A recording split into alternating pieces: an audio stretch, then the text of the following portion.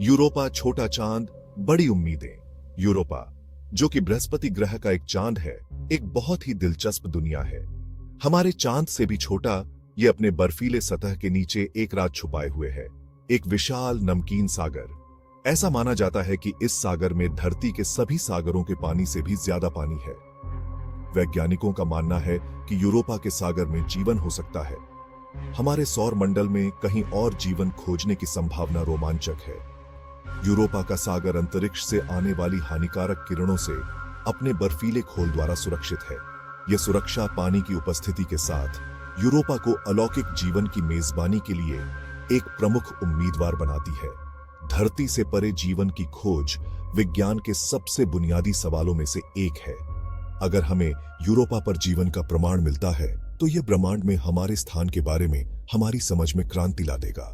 इसका मतलब होगा कि हम अकेले नहीं हैं।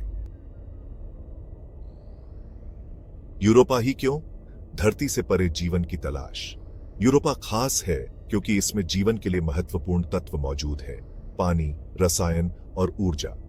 पानी सभी ज्ञात जीवन रूपों के लिए जरूरी है।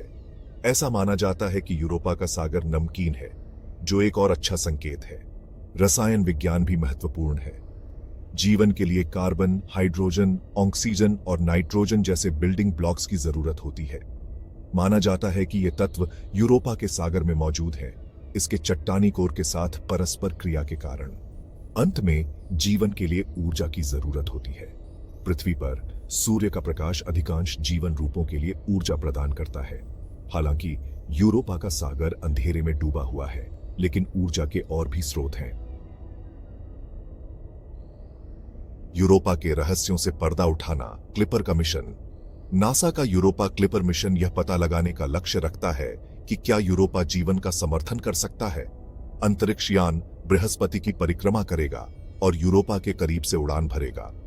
इन उड़ानों के दौरान यह यूरोपा के सागर, बर्फीले खोल और भूविज्ञान के बारे में जानकारी एकत्र करेगा।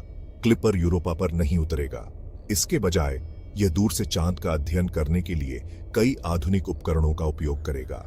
ये उपकरण यूरोपा की सतह का नक्शा बनाएंगे, उसके बर्फीले खोल की मोटाई को मापेंगे और उसके सागर की संरचना का विश्लेषण करेंगे। यह मिशन 2020 के दशक में लॉन्च होने की उम्मीद है। क्लिपर को बृहस्पति तक पहुंचने और अपने वैज्ञानिक अवलोकन शुरू करने में कई साल लगेंगे। क्लिपर द्वारा एकत्र किए गए आंकड़े वैज्ञानिकों को यूरोपा की रहने की क्षमता को समझने में मदद करेंगे। चौथे भाग में अन्वेषण के उपकरण, बर्फ के नीचे झांकना। यूरोपा क्लिपर 9 अलग अलग उपकरणों से लैस होगा। ये उपकरण यूरोपा का एक व्यापक दृश्य प्रदान करने के लिए मिलकर काम करेंगे। एक प्रमुख उपकरण आइस पेनेट्रेटिंग रडार है।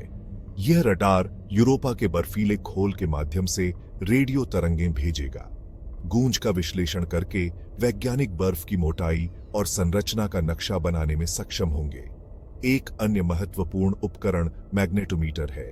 यूरोपा में एक चुंबकीय क्षेत्र है जो उसके नमकीन सागर द्वारा उत्पन्न होता है। मैग्नेटोमीटर इस चुंबकीय क्षेत्र की ताकत और दिशा को मापेगा। ये माप यूरोपा के सागर की लवणता और गहराई के बारे में जानकारी प्रकट करेंगे। 5वें भाग में जीवन, लेकिन जैसा हम जानते हैं वैसा नहीं। संभावित खोजें। यूरोपा क्लिपर मिशन में अभूतपूर्व खोज करने की क्षमता है। सबसे रोमांचक संभावना जीवन के प्रमाण का पता लगाना है। यह सबूत कई रूपों में आ सकता है। क्लिपर को कार्बनिक अणु मिल सकते हैं जो जीवन के निर्माण खंड हैं। यह यूरोपा के सागर में रासायनिक असंतुलन का पता लगा सकता है जो जैविक गतिविधि के संकेत हो सकते हैं। या यह यूरोपा के सागर से निकाले गए बर्फ में सूक्ष्म जीवाश्म भी पा सकता है। भले ही क्लिपर को जीवन का प्रत्यक्ष प्रमाण न मिले, फिर भी यह यूरोपा की संभावित आदत के बारे में बहुमूल्य जानकारी प्रदान करेगा। यह हमें यूरोपा के सागर की संरचना, उसके बर्फीले खोल की मोटाई और भूगर्भीय गतिविधि के स्तर के बारे में और बताएगा।